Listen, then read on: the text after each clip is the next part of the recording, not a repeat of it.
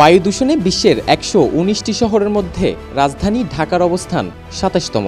আইকিউইআরের মানসূচকে ঢাকার স্কোর ৬৬। বাতাসের এই মান মাঝারি বা গ্রহণযোগ্য মানের বলে বিবেচিত হয়।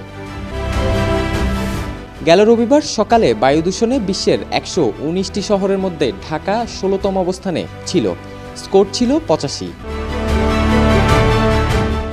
বায়ু দূষণের পরিস্থিতি নিয়মিত তুলে ধরে সুইজারল্যান্ড ভিত্তিক প্রতিষ্ঠান আইকিউইআর। বাতাসের মান নিয়ে তৈরি করা হয় এই লাইভ বা তাৎক্ষণিক সূচক। একটি নির্দিষ্ট শহরের বাতাস কতটা নির্মল বা দূষিত সে সম্পর্কে মানুষকে তথ্য দেয় এবং সতর্ক করে প্রতিষ্ঠানটি।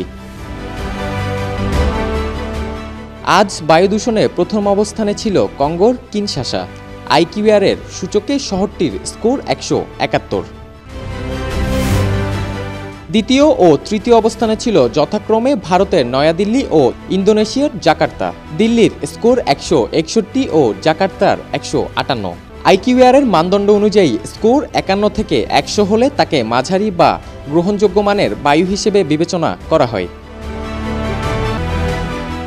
১০১ থেকে ১৫০ স্কোরকে সংবেদনশীল গোষ্ঠীর জন্য অস্বাস্থ্যকর ধরা হয়। সংবেদনশীল গোষ্ঠীর মধ্যে আছে বয়স্ক, শিশু, অসুস্থ ব্যক্তি ও অন্তঃসত্ত্বারা। স্কোর ১৫১ থেকে ২০০ হলে তা অস্বাস্থ্যকর বাতাস। স্কোর ২০১ থেকে ৩০০ হলে তাকে খুবই অস্বাস্থ্যকর বায়ু ধরা হয়। ৩০১ থেকে তার ওপরের স্কোরকে দুর্যোগপূর্ণ বা ঝুঁকিপূর্ণ ধরা হয়।